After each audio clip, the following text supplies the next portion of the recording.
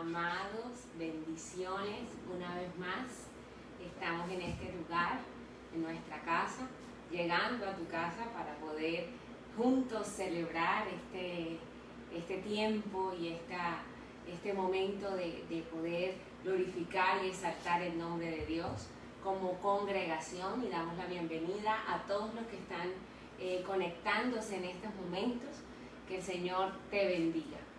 Para nosotros es de suma alegría hoy poder estar contigo, poder estar en tu casa, llegar a tu casa por medio de esta transmisión y poder glorificar aún en la distancia, pero sabemos que nos une el mismo Señor, una misma fe, nos une el poder realmente creer que nuestro Dios es un Dios todopoderoso. Así que nos alegra poder estar en esta mañana, y más cuando hoy recordamos que nuestro Cristo resucitó. Dice la palabra de Dios en Mateo 28, versículos 5 y 6. Hablando el ángel dijo a las mujeres: ustedes no teman, porque yo sé que buscan a Jesús, el que fue crucificado. No está aquí, porque ha resucitado tal como Él dijo. Vengan, vean el lugar donde estaba puesto. Había resucitado tal cual como Él lo había dicho. Así que vamos en esta mañana a darle la gloria al Señor, a exaltarle, porque sabemos que por medio de ese sacrificio, por medio de ese amor tan grande que nos tiene el Padre, al darnos a su Hijo, realmente hoy tenemos libertad, hoy tenemos salvación. Así que vamos a exaltar ahí donde está. Yo te invito a que puedas disponer tu corazón para glorificar el nombre de Dios. Vamos a orar y vamos a poner en manos de Dios este tiempo, y que su nombre sea glorificado y sea exaltado. Padre bueno, gracias por esta mañana. Gracias porque sabemos que en medio nuestro estás. Un día como hoy, Señor, tú resucitaste. Un día como hoy, Señor, tú dijiste que al tercer día, Señor, vivirías. Y la muerte no tuvo ninguna autoridad sobre ti, Señor. Por eso hoy, Señor, te glorificamos, te exaltamos y te damos toda la gloria y toda la honra. Mi Cristo vive y reina y reinará por siempre. Por eso, Señor, te glorificamos, te bendecimos, te damos gloria, porque gracias a ese sacrificio en la cruz, hoy tenemos vida, hoy tenemos salvación, hoy tenemos redención. Gracias, Señor. Gracias porque tus promesas, Señor, se cumplen, porque tú eres nuestro Dios, nuestro Padre. Grande y poderoso eres tú, digno de toda la gloria y digno de toda la honra. Recibe la alabanza, recibe la adoración, Señor. Todo el honor es para ti, papá. Gracias por todo lo que has hecho y por lo que seguirás haciendo, Señor. Que tu nombre sea glorificado y exaltado. Muchas gracias te damos, Padre bueno. Recibe la gloria y recibe la honra, Señor. Gracias, muchas gracias. Amén. Y te invito a que puedas ahí tener en este tiempo un tiempo de adoración y de gratitud al Señor por lo que el Señor ha hecho en esta mañana, por lo que el Señor ha hecho en tu vida, por lo que el Señor ha hecho en todo lo que hemos podido experimentar. Y a pesar de lo que estamos viviendo, Dios ha sido bueno y siempre lo será. Gracias te damos, Señor. Gracias por ese sacrificio en la cruz. Recibe la gloria, Señor. Hay una pasión que me esclaviza. Esa esclavitud me hace libre. Es un fuego en mí que quema mi alma. Me apasiona por ti, me venciste con tu amor, me atrajiste a tu corazón, me aceptaste como soy, y por siempre, Señor, yo seré.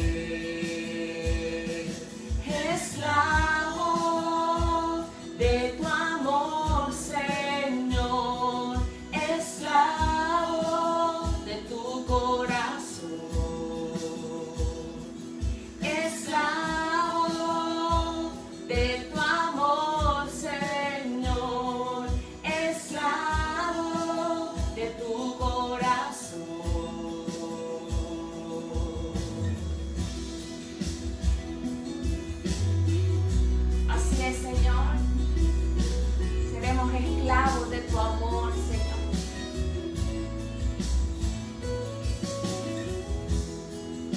Hay una pasión que me esclaviza, esa esclavitud me hace libre.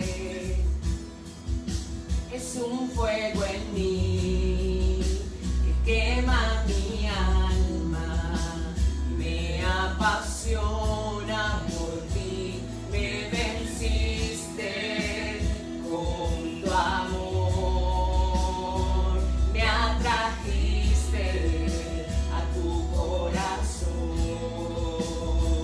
me aceptaste como soy y por siempre, Señor, yo seré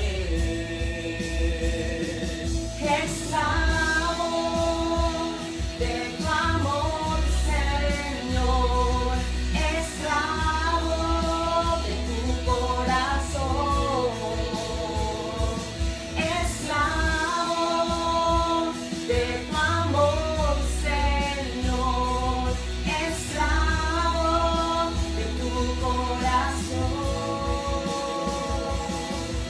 Así es, Señor. Gracias por atraernos a ti.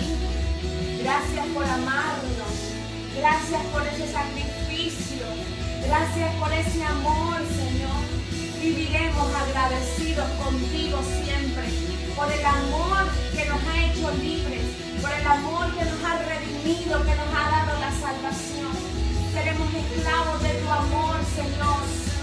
Esclavos de ti, de tu amor, Señor, esclavo de tu corazón,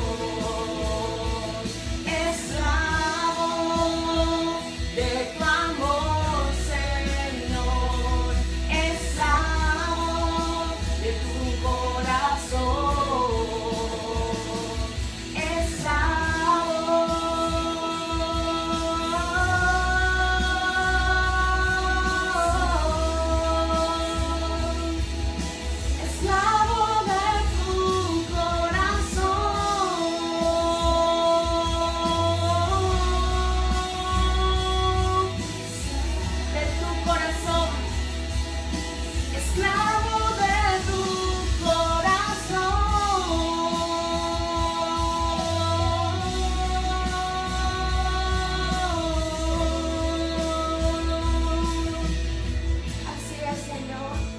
Gracias, Señor, por lo que tú has hecho, Señor.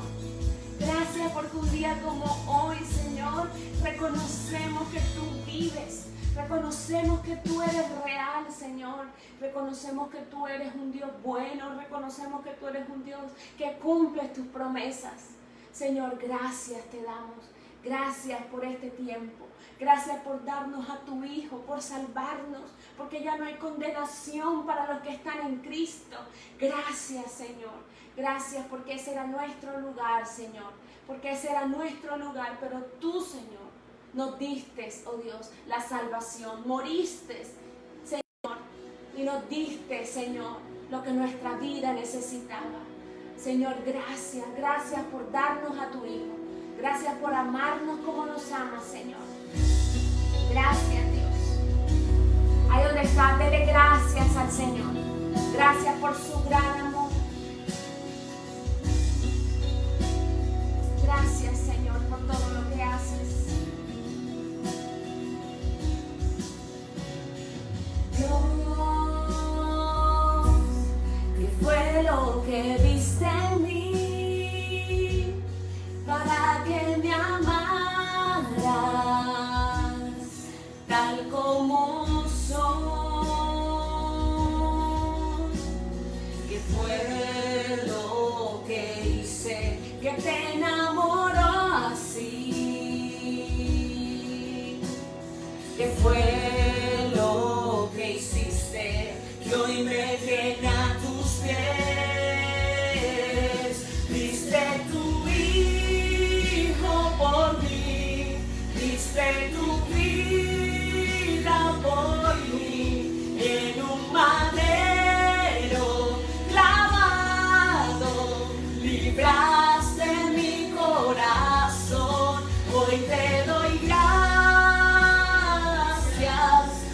tal sacrificio de amor, pues tú le diste sentido a mi vida. Te amo, Jesús.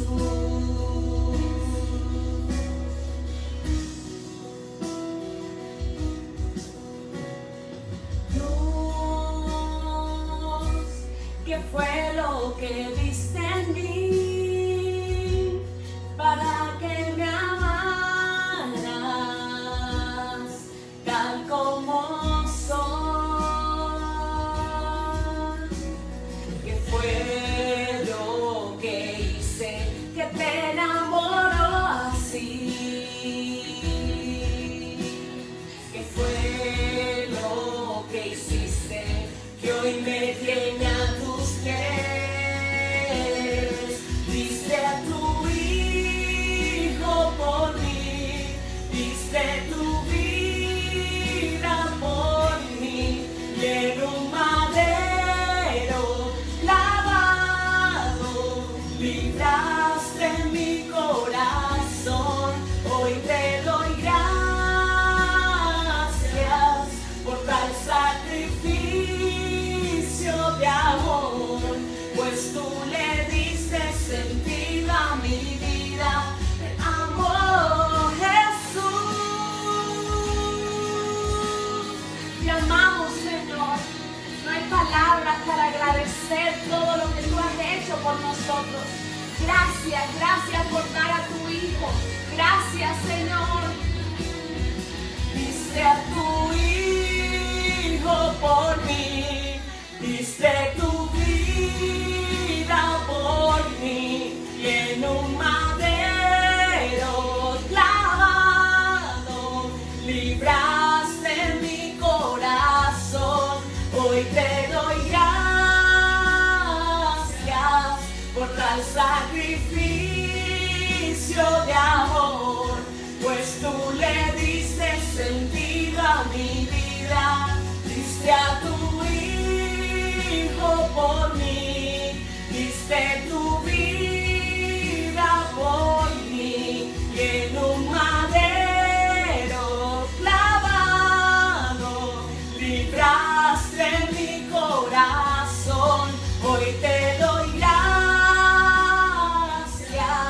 por tal sacrificio de amor, pues tú le diste sentido a mi vida. Te amo, Jesús.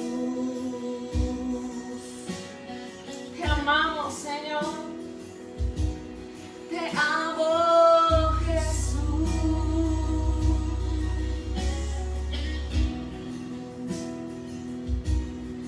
Te amo, Jesús.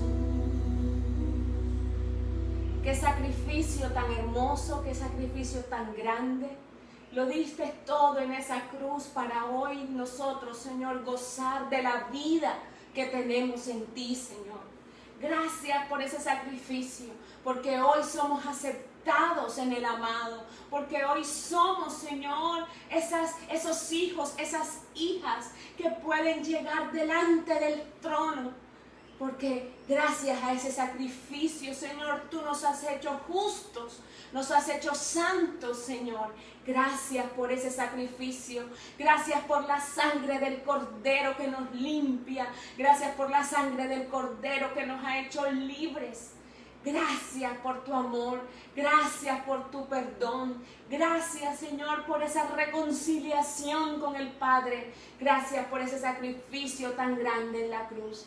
Te alabamos, Señor, te glorificamos, te damos gracias, te damos gloria, te damos honra, Señor, porque tú la mereces, porque no hay otro Dios como tú, Señor. Gracias, gracias, Señor, por ese sacrificio, Padre, que hoy nos tiene aquí, Señor, y nos tiene con la seguridad, Señor, de que tú, oh Dios, cumplirás tus promesas. Señor, tú cumplirás, oh Dios, lo que has dicho en tu palabra. Y sabemos que vendrás por tu pueblo, Señor. Sabemos que vendrás por tu iglesia. Y aquí estamos, Señor, para poder encontrarnos contigo, Señor. Un día cara a cara y poder decirte con todo lo que somos, gracias por lo que has hecho, Señor.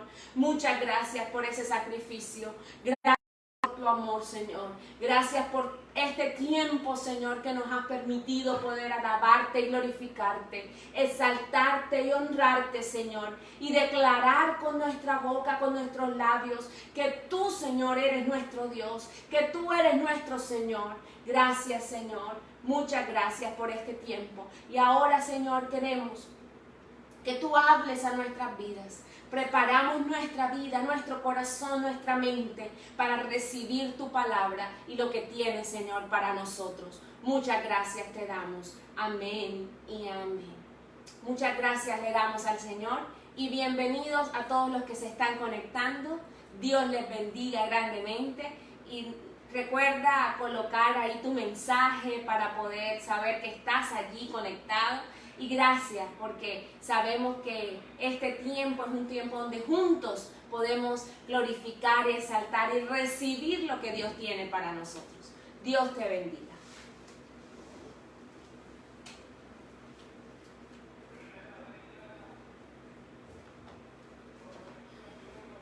Que el Señor les bendiga, mis amados hermanos. Damos gracias a Dios por este día que nos permite estar una vez más reunidos virtualmente. Damos gracias a Dios por la oportunidad de saludarles, de poder unirnos a la celebración majestuosa del día de hoy. Hoy podemos conmemorar Domingo de Resurrección. Hoy podemos una vez más anunciar al mundo que nuestro Salvador está vivo, que nuestra salvación está garantizada por la resurrección de Jesucristo. Por tanto, damos gracias a Dios porque eso ha hecho posible que la iglesia hoy pueda estar en un solo sentir, hoy pueda estar en un mismo corazón, cada uno desde sus hogares, en el seno de sus familias, pueda estar congregado en esta mañana para dar gloria y honra al único que la merece. Te damos gracias por sacar este espacio, este tiempo también para poder dejarnos tu mensaje, para poder decir que estás allí presente. Y vamos a estar estudiando en esta mañana precisamente algo con relación a eso, con relación a la resurrección. Hoy, este suceso conmemorado por lo que tradicionalmente se conoce como el Domingo de Resurrección, una vez más recordamos que es el evento más importante de la historia de la humanidad. No es un suceso más en el ministerio de Jesús, es la meta, es la cumbre y es lo que le da sentido a todos los beneficios que Jesús ha otorgado en la cruz.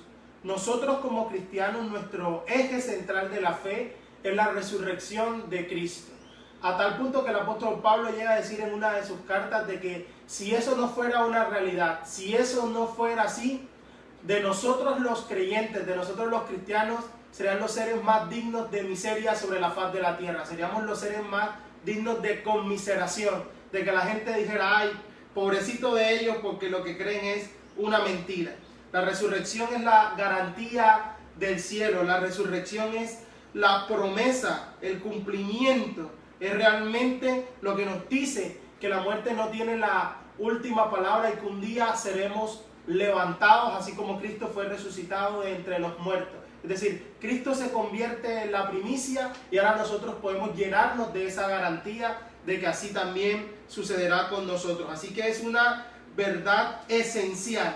La razón por la cual la iglesia hoy en día nos podemos congregar un domingo y no un sábado o no un viernes y no cualquier otro día de la semana, es que hoy, primer día de la semana, un día como hoy, un domingo, primer día de la semana, nuestro Señor resucitó.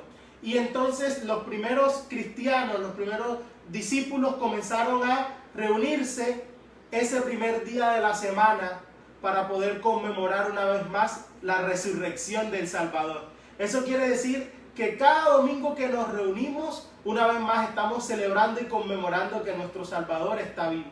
Cada domingo en el cual nosotros podemos sacar este espacio, el llamado Día del Señor, para poder celebrar que está vivo. Cada domingo nosotros nos reunimos, nos congregamos para celebrar una vez más que nuestro Señor resucitó.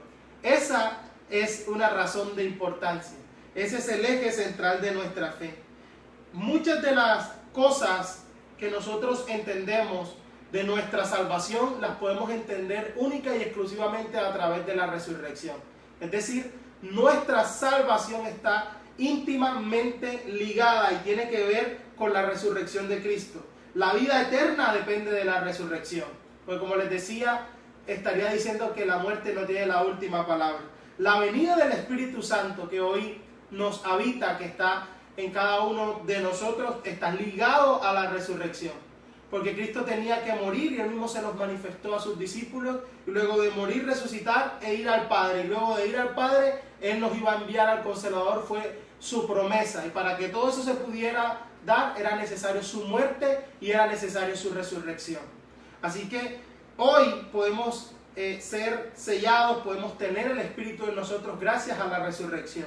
El perdón de pecados, la resurrección de Cristo muestra que el sacrificio fue realmente perfecto, fue consumado y que por tanto hoy somos perdonados. La intercesión de Cristo, la razón por la cual Él hoy puede ser un sumo sacerdote, puede ser un abogado que intercede por nosotros, que entiende nuestro dolor por cuanto Él mismo fue en todo tentado, también es posible gracias a la resurrección.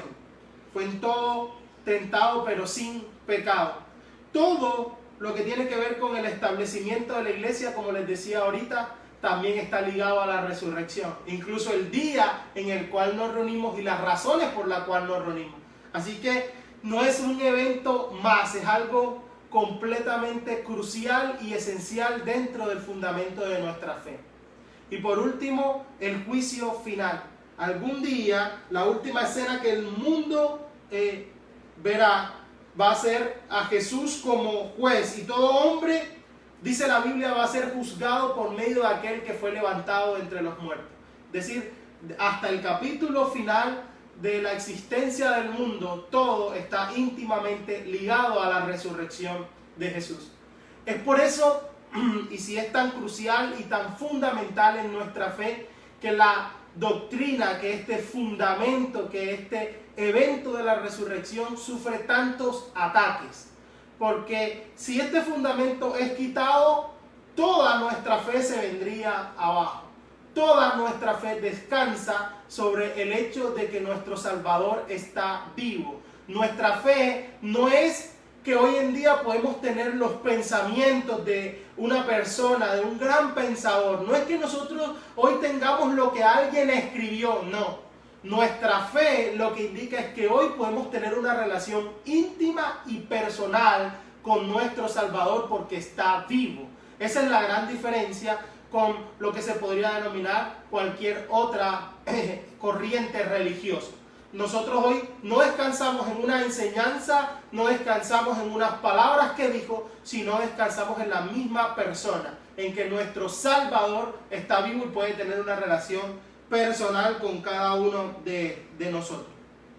De hecho, y lo conversaba ayer con un grupo de amigos por medio de una conversación virtual, obviamente de un chat. Hoy en día los principales críticos del cristianismo y quienes buscan atentar contra el cristianismo, no lo hacen contra la persona de Jesús. De hecho, todos ellos coinciden en que Jesús sí existió. Ni siquiera los ateos más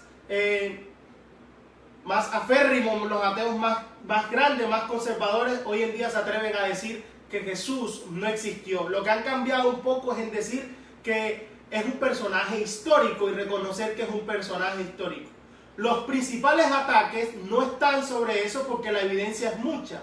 Y si quisieran borrar el personaje de Jesús, tendrían que borrar a la gran mayoría de los personajes históricos, de los cuales hay muchísimas menos evidencias de las que hoy tenemos de Jesús. Así que su ataque no se centra ahí. Hoy día el principal ataque se centra sobre la verdad de la resurrección, porque sabe que si tú quitas ese pilar fundamental, dejarás sin piso al cristianismo. Entonces esto nos pone de manifiesto cuál es la necesidad de que nosotros, como hijos de Dios, podamos defender, podamos conocer y sobre todo podamos vivir esta verdad. Porque tiene unas implicaciones muy fuertes. Y yo, si usted lo recuerda, a lo largo del tiempo, cada vez que nos reunimos un domingo de resurrección, yo trato de repetir las mismas cosas. es fundamental porque sin resurrección no hay evangelio y sin evangelio no hay salvación, no hay perdón de pecado. Así que todo está unido y está ligado a la resurrección de Cristo. Y cada domingo que nos reunamos nosotros tenemos que reunirnos con ese pensamiento. Nos podemos reunir y gracias a que nuestro Redentor vive es que nosotros podemos tener victoria, es que nosotros podemos enfrentar adecuadamente nuestra vida, nuestro transitar por la vida. Ahora, cada domingo de resurrección siempre también lo hemos usado para hacer algunas cosas. Normalmente hemos presentado, por así decirlo, cuáles son las pruebas de que efectivamente la resurrección se da como una defensa de la resurrección. Y hemos usado algunos de estos domingos de resurrección para hablar de eso.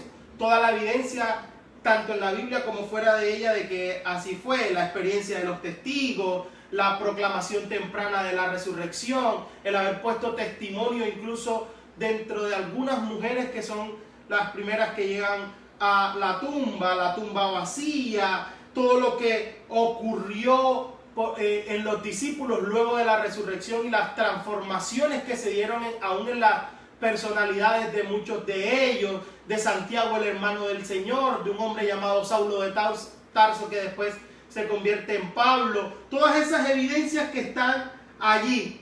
Yo, como les decía, soy un apasionado por estos temas. He consultado muchísimo y trato siempre de poder presentar una defensa. Otras veces no hemos hablado de tanto las pruebas como tal que existen de la resurrección, sino que en otras ocasiones hemos hablado de lo que la resurrección en sí mismo prueba. Es decir, nosotros podemos tenerlo a la luz de cuáles son las pruebas de la resurrección, pero la resurrección mismo también prueba otras cosas. La resurrección prueba, por ejemplo, que la palabra de Dios es verdad, es decir, que se cumple. Uno puede mirar a lo largo de toda la Escritura cómo realmente esto había sido un anuncio desde el Antiguo Testamento y cómo cada una de estas profecías y cada uno de lo que estaba escrito en la Biblia tiene cumplimiento, de cómo Jesús utiliza aún después de haber resucitado todo el canon hebreo para dar cuenta de que la Biblia misma daba fe y estaba escrito a lo largo de todo el canon que el Mesías iba a padecer de esa forma, iba a morir e iba a resucitar. Y cada una de esas enseñanzas del Antiguo Testamento también apuntaban hacia la persona y hacia la obra de Jesús. La profecía de Isaías 53, los mismos salmos, todo, dice la Biblia o dice Jesús en Lucas 24, en el camino de Maús, que va tomando la ley de Moisés, los profetas y los salmos, todo el canon, y les muestra qué era lo que decía acerca del Salvador y cómo todo eso era necesario que se cumpliese. Así que la resurrección da fe de que lo que la palabra de Dios dice es verdad, es cierto, se ha cumplido. La resurrección también muestra la deidad de Cristo o también prueba la deidad de Cristo. Es decir, también prueba que Jesucristo es Dios. El mismo Tomás, después de haber dudado un poco acerca de que Jesús había resucitado, luego de que tiene ese encuentro con el Señor resucitado, no tiene otra cosa que exclamar de que tú eres Señor mío y Dios mío, porque realmente es una manifestación de que Jesucristo es Dios. Y la resurrección también muestra que nuestra salvación es real. Es decir, cada uno de nosotros, cada uno de los creyentes, hoy puede dar fe de que tiene una relación personal con un Cristo vivo, con un Cristo personal, con un Dios cercano. Así que todas esas implicaciones están en torno a la resurrección. Es decir, nosotros podemos presentar pruebas de la resurrección o nosotros también podemos mostrar lo que la resurrección prueba. Pero de que ha sido un poquito extensa mi introducción en la mañana de hoy, no es a donde yo quiero apuntar en esta mañana en especial. Yo quiero hablar un poco acerca de cuáles son las implicaciones de la resurrección en nosotros. Porque una cosa es tener todo ese conocimiento, una cosa es saber y tener todo lo que se llama, en palabras muy hermosas, la apologética, la defensa de la fe. tener un conocimiento tal que yo pueda presentar cuáles son todas esas pruebas, tanto históricas como de cualquier otra índole. Una cosa es tener todo el conocimiento de qué cosas la resurrección en sí mismo está probando, y otra cosa es entender cuáles son las implicaciones de todo ese conocimiento en mi vida. Yo no sé si usted, muy seguramente que ha seguido las redes sociales, ahora que es Semana Santa, se ha encontrado con muchas cosas contradictorias. Algunas páginas y redes sociales se han dedicado a buscar trinos, a buscar publicaciones de gente en esta Semana Santa que dice hoy, en esta Semana Santa es época de perdón, es época de reconciliación, época de entender. Me he visto esta película acerca de la obra de Jesús y he quedado impactado. Y entonces hace una comparación con otras publicaciones que ha hecho o de otros momentos de su vida donde se le va haciendo algo completamente distinto a eso, deseándole la muerte a alguien o haciendo algo completamente distinto a eso. Entonces, existe muchísima diferencia entre simplemente tener un conocimiento acerca de esta verdad fundamental, defenderla y las implicaciones prácticas en la vida. Y ahí es donde yo quiero apuntar en esta mañana. ¿Cuánto este conocimiento puede transformar el corazón? ¿Cuánto esta verdad es tan relevante en nuestro corazón que realmente ha transformado nuestra vida? Ahí es donde está el verdadero punto de quiebre. Ahí es donde tenemos que verdaderamente llegar, lo que verdaderamente deberíamos entender. Si uno mira cada una de las estructuras de las cartas que el apóstol Pablo escribe, se da cuenta de que él primero quiere presentar toda la obra, todo lo que Jesucristo es, todo lo que Él ha hecho. Y se dedica en casi todas sus epístolas en la primera parte a hablarnos de eso. Lo hemos visto en Romanos desde el capítulo 1 hasta el capítulo 11. El apóstol Pablo va haciendo una descripción de todo lo que era nuestra condición, de toda la obra de Jesucristo, de todo lo que el Evangelio es, de cómo pasamos por cada una de esas etapas. Estábamos condenados, luego fuimos justificados, Él nos está santificando por medio de la fe, por medio de todo lo que hizo. Y después que nos habla de todo lo que Jesucristo es y de lo que Jesucristo ha hecho, luego va a hablar de la parte práctica, y desde el capítulo 12 en adelante nos va a hablar de entonces cuáles son las implicaciones de haber conocido y entendido esa verdad. Es una constante en sus cartas. En Efesios hace lo mismo hasta el capítulo 3. Todas las riquezas de su gracia, todo lo que Él hizo, como Él nos ha bendecido con toda bendición espiritual en los lugares celestiales en Cristo Jesús, todo lo que tiene que ver con su obra, todo lo que tiene que ver con lo que Él ha hecho. Y después desde el capítulo 4 en adelante nos va a decir cuáles son las implicaciones prácticas de eso. Lo mismo lo va a hacer en Colosenses hasta el capítulo 3, en Primera de Tesalonicenses hasta el capítulo 4, en Filipenses hasta el capítulo 2, y así sucesivamente. La primera parte siempre tiene que ver con la doctrina, con la teoría, con lo que Dios es y lo que ha hecho a través de Jesucristo. Y luego, en la segunda parte de sus cartas, nos va a hablar de las implicaciones prácticas de lo que Él ha hecho. ¿Qué connotación tiene? ¿Qué aplicación tiene cada una de esas cosas? ¿Qué es lo que tiene que ver con mi vida? El hecho de que el Padre haya enviado a su Hijo a morir por mis pecados. Ahora por medio de la fe yo pueda ser justificado. Y ahora por medio de esa fe pueda ser santificado. ¿Y cuáles son las implicaciones prácticas de eso? Y le compartí a alguien recientemente de que esa estructura del apóstol Pablo tiene que ver también con parte de su conversión y con las preguntas que el apóstol Pablo hace cuando se encuentra con el Salvador. ¿Quién eres, Señor? ¿Y qué quieres que yo haga? Esas son las preguntas cruciales de la vida. ¿Quién eres? Y el Señor, cuando se lo encuentra camino a Damasco, le dice: yo soy Jesús, a quien tú persigues. Primero le muestra quién es y después le muestra qué hacer con este conocimiento. Así que con todo eso en mente, quiero invitarles al texto precisamente del apóstol Pablo, que nos va a ayudar a entender cuáles son las implicaciones prácticas de esta resurrección. ¿Qué es lo que tiene que ver con nosotros, con nuestra vida, el hecho de que nuestro Salvador haya resucitado? Y para hacerlo quiero invitarte a su carta a Filipenses. Filipenses capítulo 3. Y vamos a leer desde el versículo 4 al 14.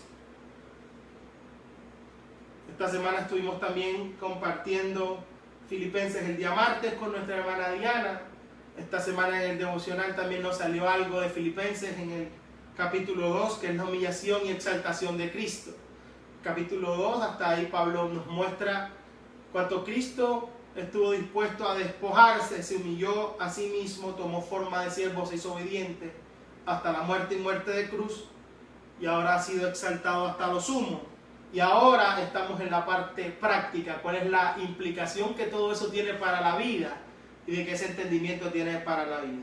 Filipenses capítulo 3, versículo 4 al 14. Amén. Dice así: aunque yo también de qué confiar en la carne, aunque yo tengo también de qué confiar en la carne. El apóstol Pablo ahora va a hacer una descripción de todo lo que podría ser su vida o su hoja de vida. Si alguno piensa que tiene de qué confiar en la carne, yo más.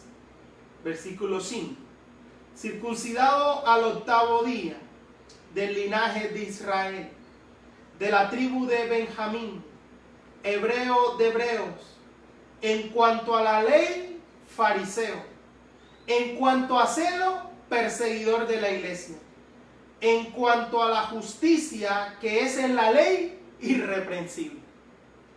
Pero cuantas cosas eran para mí ganancia, las he estimado como pérdida por amor de Cristo. Y ciertamente aún estimo todas las cosas como pérdida por la excelencia del conocimiento de Cristo Jesús, mi Señor, por amor del cual lo he perdido todo y lo tengo por basura para ganar a Cristo y ser hallado en Él, no teniendo mi propia justicia que es por la ley, sino la que es por la fe de Cristo, la justicia que es de Dios por la fe. Versículo 10. A fin de conocerle y el poder de su resurrección y la participación de sus padecimientos, llegando a ser semejante a él en su muerte, si en alguna manera llegase a la resurrección de entre los muertos. No que lo haya alcanzado ya, ni que ya sea perfecto, sino que prosigo para ver si logro asir aquello para lo cual fui también asido por Cristo Jesús. Hermanos, yo mismo no pretendo haberlo alcanzado ya, pero una cosa hago, olvidando ciertamente lo que queda atrás y extendiéndome a lo que está delante. Prosigo a la meta, al premio del supremo llamamiento de Dios en Cristo Jesús. Maravilloso texto. Estos textos del apóstol Pablo realmente son tremendos, son espectaculares. Pero en este en especial, como lo pudieron ver, tiene un tono muy personal. Este texto, el apóstol Pablo describe parte de lo que era su vida, de las cosas que él consideraba importantes en su vida, como ahora tienen otro sentido a raíz de su vida en Cristo, y ahora cuál es su proyección, hacia dónde apunta, cuál es su meta.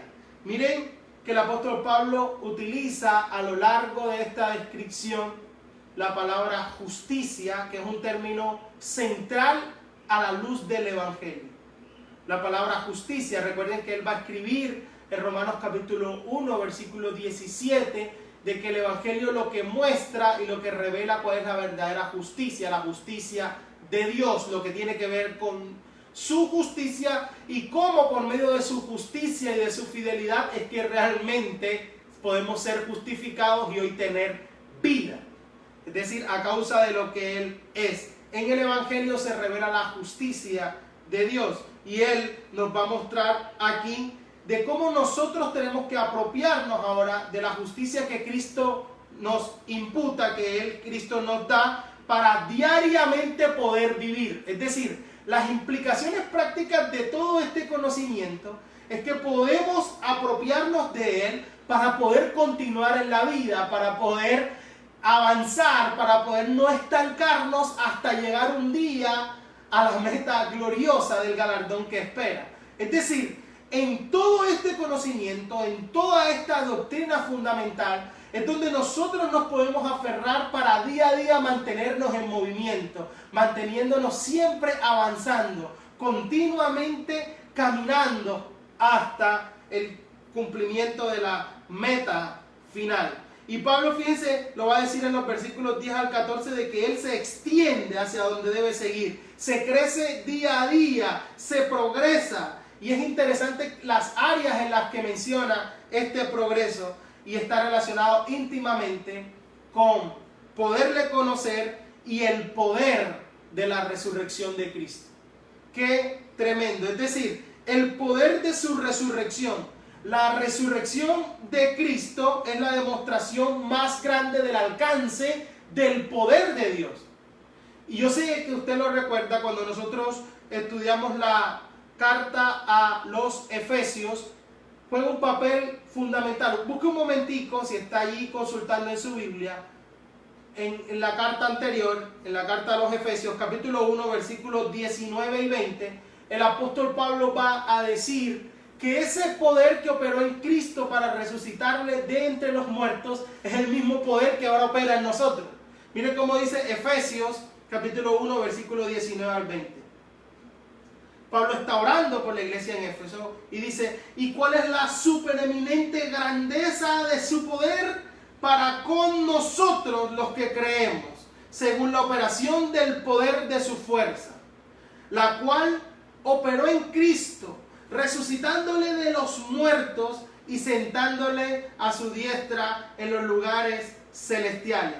Pablo ha mencionado que este poder, y está orando por la iglesia para que la iglesia fuera capaz de entender que ese poder está disponible también para nosotros. Ese poder que resucitó a Jesús de entre los muertos, el poder de su resurrección también es capaz de operar en nosotros. Es decir, nosotros enfrentamos cada día con esta conciencia, porque sería absurdo pensar de que este poder fue capaz de resucitar a Jesús de entre los muertos, pero no es capaz con cada una de las circunstancias de mi vida.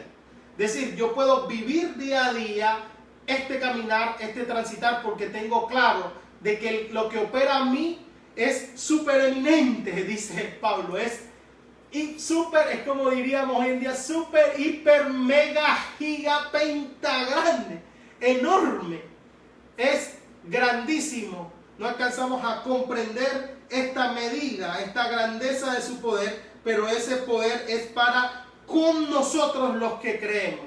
Ese poder que operó en Cristo resucitándole de entre los muertos. Entonces, ¿cómo hacer para poder vivir, o cuál es el proceso que el apóstol Pablo está planteando en Filipenses? Si está hablando del poder de la resurrección, ¿cuál es la implicación? ¿Cuáles son los ecos, las réplicas de que Jesús haya resucitado ahora, y qué tiene que ver eso conmigo y con mi vida diaria? Bueno, el apóstol Pablo va dividiendo, y en su texto en Filipenses va a hablar de 3 tipos de justicia.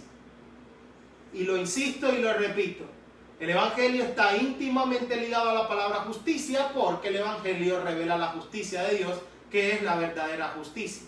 Y entonces el apóstol Pablo nos habla en Filipenses de 3 diferentes tipos de justicia distintas. Está en primer lugar la justicia propia, la justicia personal. Y él se pone a sí mismo como ejemplo. Vamos a encontrarlo en los versículos 4 al 6.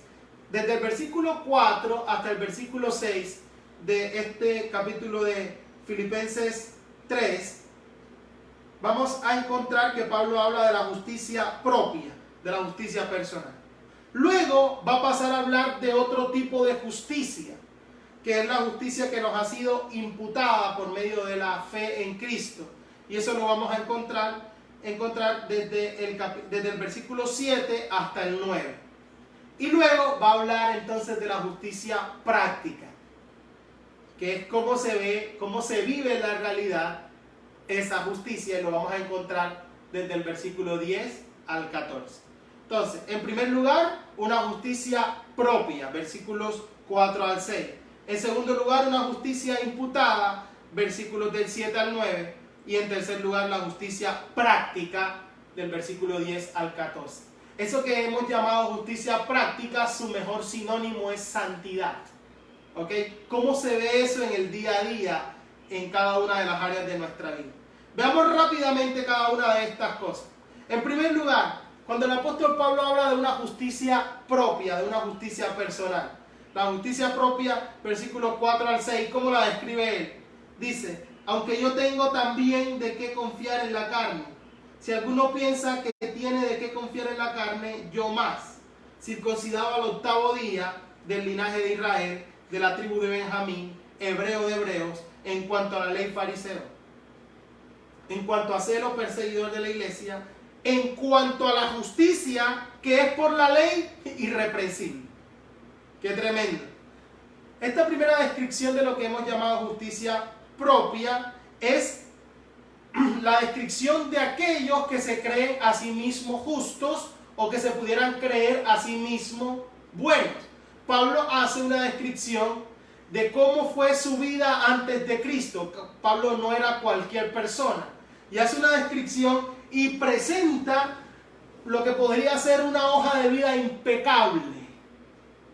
Lo que podría ser una hoja de vida intachable. Incluso llega a decir, si usted me quisiera juzgar acerca de los parámetros de la ley, me encontraría irreprensible. Y comienza a mostrar. Y esta justificación, esta autojustificación, es de aquellas personas la condición de aquellas personas que se creen moralmente correctas, o aquellos que producto de seguir unos parámetros religiosos, una doctrina religiosa, pudieran decir, no, yo soy justo. Usted se encuentra mucha gente en la calle que dice, yo no necesito de Dios para ser una buena persona. Yo soy una buena persona, no necesito religión para ser una buena persona. Es una autojustificación. Y vamos y volvemos otra vez a lo que hemos dicho en Romanos. El apóstol Pablo se encarga de describir que tanto los que se creen moralmente correctos, como aquellos que se creen religiosos, como los inmorales, todos los grupos están destituidos de la gloria de Dios, porque con su propia justicia son incapaces de alcanzar la gloria de Dios, están separados, se necesita otra clase de justicia. La Biblia es categórica en decir que nuestros mayores actos de justicia, lo más justo que usted pueda hacer, o lo más justo que yo pueda hacer en mis propias fuerzas, delante de Dios es como un trapo de inmundicia. Es decir, por muy bueno que nos creamos, hay mucha gente hoy justificándose, no, porque hoy en día, en vez de estar haciendo esto o lo otro, no estás dando un mercado, no estás haciendo, y si bien eso es un acto que moralmente es bueno y nosotros estamos llamando a hacerlo, muchos lo están usando más como una plataforma de promoción de su propia justicia que como realmente una muestra de piedad. Entonces, realmente hay que tener muchísimo cuidado, porque esta autojustificación es lo que Jesús más ataca. Cada vez que usted vea la expresión en la Biblia de que Jesús se va a dirigir a aquellos que querían justificarse a sí mismos, agárrese, porque lo que viene es una lección tremenda de Jesús. Cada vez los fariseos y los saduceos son conocidos por eso, por querer justificarse a sí mismos, por querer mostrarse a sí mismos. Y las palabras más duras de Jesús se van a dedicar a este tipo de personas.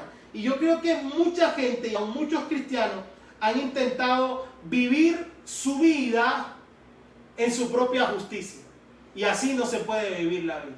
En nuestra propia justicia es querer vivir con base a mi propio carácter, a mi propia conducta, a mi propia moralidad, basado en mis propios logros, basado en mis propios legalismos religiosos. Cuando yo quiero fundamentar mi vida sobre esas cosas, estoy perdido, es inútil. Esta justicia personal es inútil. Por eso, y lo vamos a ver cuando continuamos hablando en el Sermón del Monte, esperemos que el Señor nos permita pronto reunirnos y continuar hablando del Sermón del Monte. Nos vamos a dar cuenta de que en Mateo capítulo 5, versículo 20, Jesús le dice a sus discípulos y a los que están escuchando el sermón, a menos que vuestra justicia sea mayor a la de los escribas y los fariseos, no podrán ver el reino de Dios. Es decir, una justicia superior a la propia. Esa justicia no sirve. Esa justicia o esa autojustificación de creerme moralmente correcto, religiosamente correcto a mí mismo, no sirve para absolutamente nada. Ese es el límite de los escribas y los fariseos. Y si usted quiere realmente ver el reino de Dios, necesita una justicia superior a esa. Y aquí vamos a ver ahorita de qué se trata. Que nuestra justicia es mayor a la de los escribas y los fariseos. Esa justicia basada en mis propios logros, en lo que soy capaz de hacer, no sirve para absolutamente nada, para justificar. Muy seguramente usted también recordará por allá en Lucas 18, Jesús cita una parábola muy importante y una parábola espectacular. La parábola del fariseo y del publicano, que nos cuenta de que dos personas, ¿cierto?, suben al templo a orar. Y ojo, esta parábola, cuando usted la mira en Lucas capítulo 18, desde el versículo 9, Jesús se la está refiriendo, y así lo inicia el evangelista Lucas, se la está refiriendo a unos que confiaban en sí mismos como justos. Es decir, se la está contando a gente que se creía justa. Gente que dice, no, yo las cosas que hago son correctas, yo lo que mis ritos religiosos me permiten mostrarme como una persona justa. Y Jesús le tira esta bomba, un bombazo llamado la parábola del fariseo y el publicano, y le pone a un fariseo, alguien que podría ser despreciable para ellos mismos, un recaudador de impuestos, vendido al imperio romano, alguien que atentaba contra su propio pueblo, siendo judío, recogía impuestos para otros, un publicano, y lo pone al lado de un fariseo religioso. Y ustedes recuerdan en la parábola que oraban de manera distinta, ¿no? El fariseo trae a colación todas las cosas que hacía y dice, Dios, yo te doy gracias porque no soy como los otros hombres, no soy ladrón, no soy injusto, no soy adúltero, ni siquiera soy como este publicano. Yo ayuno 2 veces a la semana, doy diezmo de todo lo que gano. Y pone en contraste en cómo oraba el publicano, que estaba lejos y no quería ni alzar aún los ojos al cielo, y golpeaba el pecho diciendo, Dios, sé propicio a mí pecador. Y Jesús les dice, uno de los dos salió de ese lugar justificado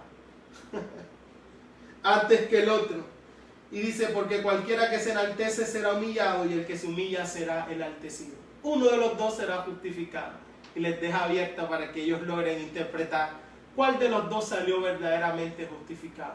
Aquel que estaba confiando en sus propias obras y le saca al Señor en oración la lista de las cosas que hacía, o aquel que le decía, no vengo a confiar en mi propia justicia, vengo a confiar en tu justicia, sé propicio a mí, pecador.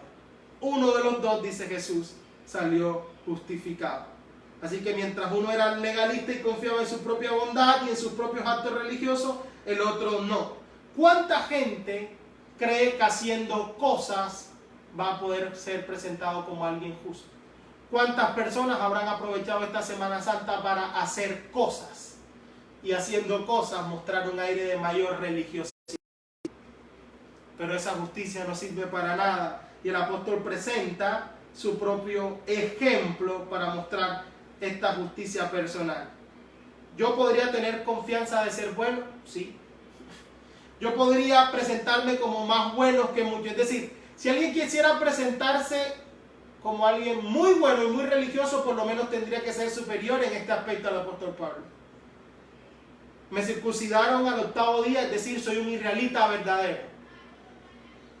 Soy de la tribu de Benjamín, quizás la tribu judía más judía, porque Benjamín era especial, era el hijo de la esposa que Jacob había tenido con la mujer que más amaba, con Raquel. Era uno de sus 2 favoritos. José y Benjamín eran uno de sus favoritos, ¿no?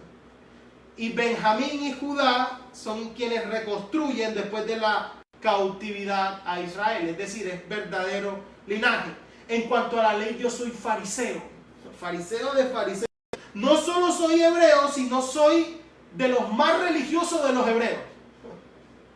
Está diciendo el apóstol Pablo. En cuanto a celo, nadie es más celoso que yo, a tal punto de que yo perseguía a la iglesia a causa de celo. Y en cuanto a la justicia que es por la ley, soy irreprensible.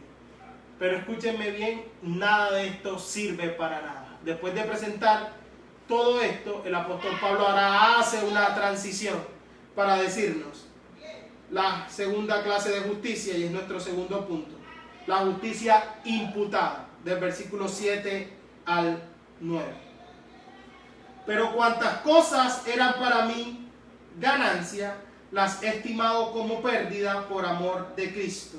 Y ciertamente aún estimo todas las cosas como pérdida por la excelencia del conocimiento de Cristo Jesús, mi Señor, por amor del cual lo he perdido todo y lo tengo por basura para ganar a Cristo y ser hallado en Él, no teniendo mi propia justicia que es por la ley, sino la que es por la fe de Cristo, la justicia que es de Dios por la fe.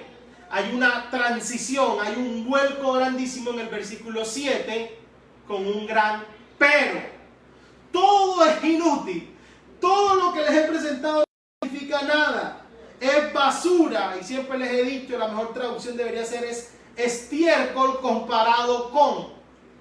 Al hacer una comparación, mi propia justicia, todo lo que yo consideraba que era justo, que era correcto, es inútil, absolutamente nada. Lo que yo necesito y lo que yo debo tener es la justicia de Dios. ¿Y cómo obtengo la justicia de Dios?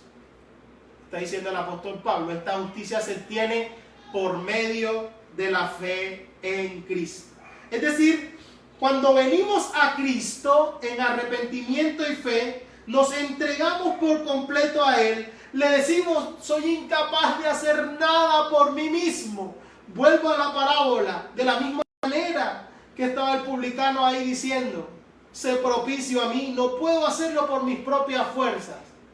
Cuando venimos en arrepentimiento y fe, no confiando en lo que yo puedo hacer, entonces la justicia de Cristo me es imputada, me es dada.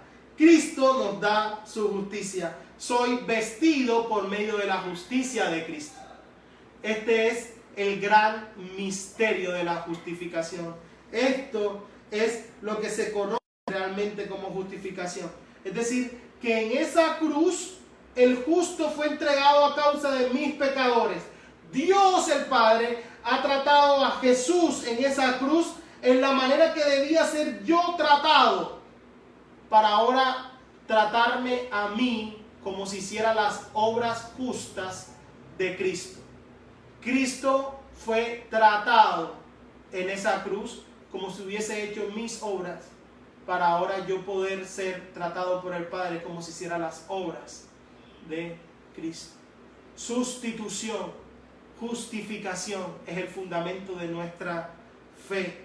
Esta es la doctrina de la justificación que usted y yo tenemos que tener claro, porque el enemigo de nuestra alma y aún mucha gente intenta juzgarnos a la luz de lo que nosotros éramos o a la luz de las cosas que hacemos. Y dice, mira, tan malo que era y ahora y que cristiano. Sí, pero es que no se trata de mis propias obras. Hoy somos lo que somos gracias a la obra de Cristo en la cruz. No es mi propia justicia, es la justicia que me ha sido imputada por causa de la fe en Cristo. Entonces, hemos visto estas dos clases de justicia. Una justicia personal, que es inútil, no sirve para nada por muy religioso que pretendan ser. La verdadera justicia que nos ha sido imputada por medio de la obra de Jesús y por medio de su cruz, por medio de depositar la fe, ahora somos justificados por medio de la fe. Y el apóstol Pablo ahora habla de una tercera clase de justicia, y ya tiene que ver ahora sí con nuestras implicaciones prácticas. La justicia práctica que tiene que ver con la santidad. Versículo 10 al 14. A fin de conocerle y el poder de su resurrección y la participación de sus padecimientos, llegando a ser semejante a él en su muerte, si en alguna manera llegase a la resurrección de entre los muertos.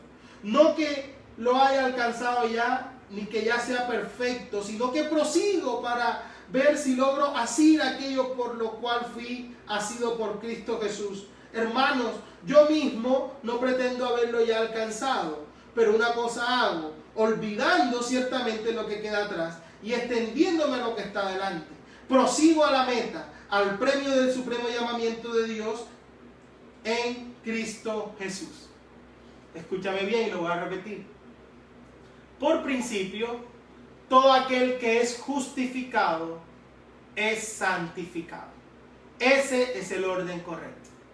Estábamos condenados, nuestra propia justicia no nos podía sacar de esa condenación, pero por medio de la fe en Cristo fuimos justificados.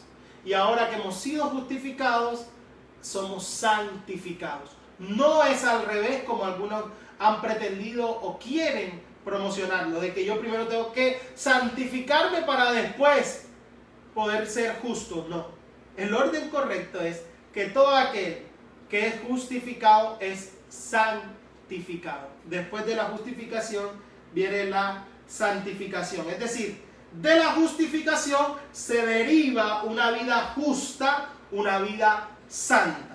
Todo aquel que es justificado ahora es capacitado por Dios para vivir una vida justa y santa a la altura de nuestro llamamiento.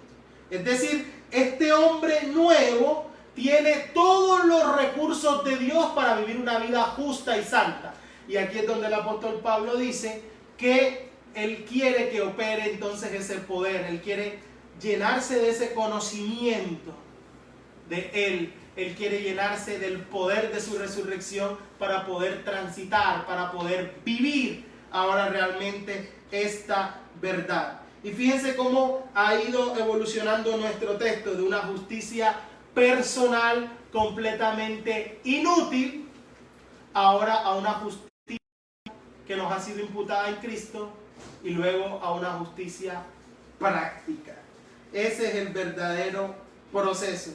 Pablo reconoce que tiene la justicia imputada, de que ahora somos justificados por medio de la fe en Cristo, pero no se queda ahí, ahora va más allá y nos muestra cómo esa justicia realmente tiene un propósito. Miren la transición, y si usted lo lee desde el versículo 9, se va a dar cuenta de la transición de esa justicia que nos ha sido otorgada en Cristo hacia la justicia práctica. Dice desde el versículo 9, y ser hallado en él, no teniendo mi propia justicia que es por la ley, sino la que es por la fe, la justicia que es de Dios por la fe, a fin de, ahí está enseguida unido, conocerle y el poder de su resurrección y la participación de sus padecimientos, llegando a ser semejante a él en su muerte. Ahí está, a fin de conocerle, de poder participar. En otras palabras, Pablo está diciendo, yo conozco que tengo la justicia de Cristo, pero no me quedo allí, sino que sigo creciendo, sigo progresando, sigo aprendiendo, sigo avanzando, me sigo extendiendo. ¡Qué maravilloso! La justicia imputada es lo que hace posible la justicia práctica. El entendimiento de quién soy en Cristo, de esta verdad, quién eres, Señor, es lo que me ayuda a entender cómo me muevo en lo que Él quiere que yo haga, qué quieres que yo haga. Primero lo entiendo y luego ahora lo vivo. Es allí donde comenzamos a vivir una vida justa y santa. Cristo es el cimiento. Él nos cubre con su justicia, su perfección es un regalo, pero esta justicia ahora se manifiesta de manera práctica en cada una de las áreas de nuestra vida. Es decir, podemos vivir vida justa en nuestras decisiones diarias, en cada una de las cosas que hacemos. El apóstol Pablo parece estar diciendo en Filipenses, yo quiero ser semejante en todo a Cristo, aún en su muerte, aún en sus padecimientos, aún en la forma en la que enfrentó el sufrimiento, quiero parecerme a Él. La pregunta es, ¿qué tanto de esta verdad hay en nuestra vida hoy, en momentos de aflicción, en momentos de sufrimiento? ¿Qué tan semejantes a Cristo vamos a ser? ¿Qué tanto nos vamos a parecer a Él? Esta justicia práctica es una vida santa, no santurronería. Es una vida completamente santa. Cuando no vivimos una vida santa y justa, es que perdemos el gozo. Es por eso que la razón más común de la tristeza es la falta de santidad. Todo problema en la vida humana tiene su razón de ser en la ausencia de esta verdad. Es decir, que todo problema en últimas en la vida humana se resuelve viniendo a Cristo en arrepentimiento y fe. Lo que sucede es que muchas veces nosotros creemos que lo que necesitamos son más charlas, terapia, lo que nosotros necesitamos es de pronto conversación, ¿no? Lo que nosotros necesitamos con mayor urgencia es venir a Cristo en arrepentimiento y fe para que su justicia nos sea imputada y nosotros por medio del poder que operó en Él, resucitándole de entre los muertos, ese mismo poder opera en nosotros, nos ayude a vivir una vida santa. Si usted y yo podemos enfrentar un problema circunstancial de nuestra vida en cualquier área, en nuestro matrimonio, el primer lugar en donde debemos volver es a Cristo, por justicia y por santidad. Porque si no vivimos esto, vamos a enfrentar siempre la adversidad, la tristeza, y vamos a estar lejos. Así que esta es la razón. Tenemos suficientes recursos para poder hacerlo. El mismo poder que le resucitó entre los muertos ahora está a nuestra disposición para que esto sea una realidad, para avanzar, para continuar, para no estancarnos, para poder realmente crecer. Y la pregunta es, ¿qué tanto estamos creciendo? ¿Qué tanto está nuestra relación con Dios creciendo? ¿Qué tanto nuestro conocimiento de Él está creciendo?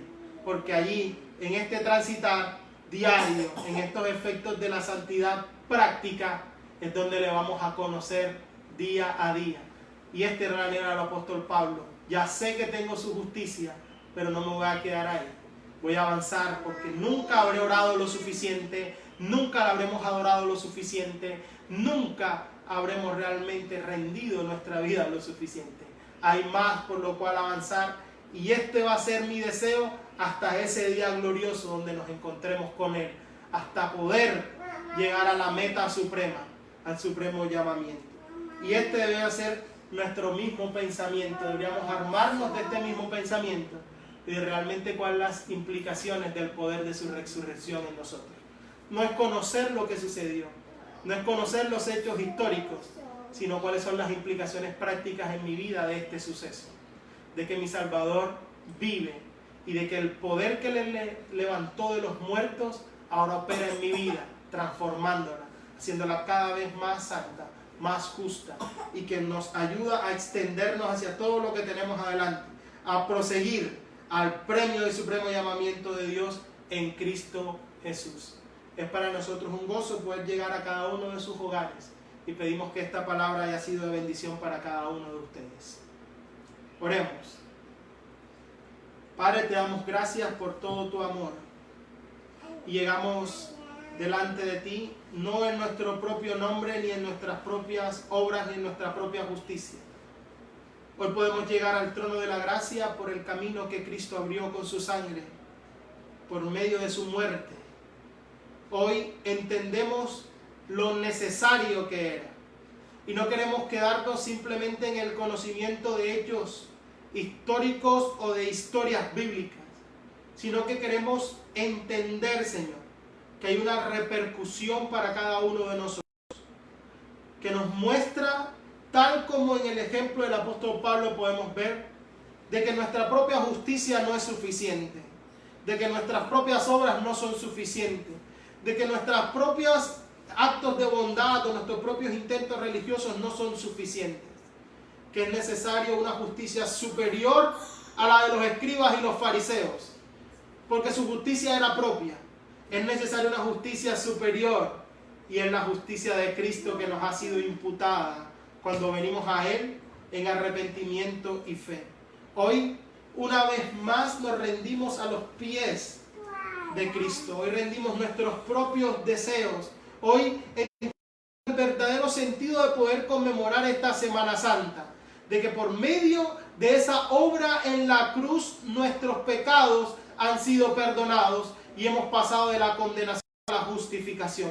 ¿Cuánto tenemos que predicarnos este glorioso evangelio una vez más a nuestras vidas, a cada rato, porque se nos olvida y nos vemos sorprendidos en nuevamente querer hacer cosas para agradarte y ganarnos nuestro favor? No por nuestros propios méritos, sino por haber aferrado todo nuestro ser y nuestra vida a la cruz de Cristo. Ahora esa justicia nos ha sido imputada, pero no nos quedamos allí ni nos estancamos, porque no, Señor, queremos que nuestra vida se estanque. Ahora queremos pasar a la justicia que es práctica, a la santidad que se ve día a día en este peregrinar, extendernos hacia todo lo que hay por delante, viviendo una vida íntegra, una vida que te tema, una vida que muestra realmente que hemos sido salvos, que nuestra santificación es un resultado de nuestra justificación, Señor, de que hoy todo aquello que tú justificas también lo santificas, Señor, y queremos armarnos de este mismo sentir. Queremos, Señor, ver nuestra manera de vivir cada aspecto de nuestra vida, cada decisión, a la luz, Señor, de cada uno de los padecimientos de Cristo, cómo enfrentó el sufrimiento, cómo enfrentó cada adversidad, cada uno de sus momentos. Y con esto en nuestra mente, prepararnos para el día glorioso en el cual nos encontremos contigo nuevamente, Señor. Gracias porque el poder de tu resurrección radica allí, en que ahora puede operar en cada uno de nosotros y que nos ayuda aún en medio de nuestra debilidad. Hoy tenemos un sumo sacerdote que entiende nuestra condición.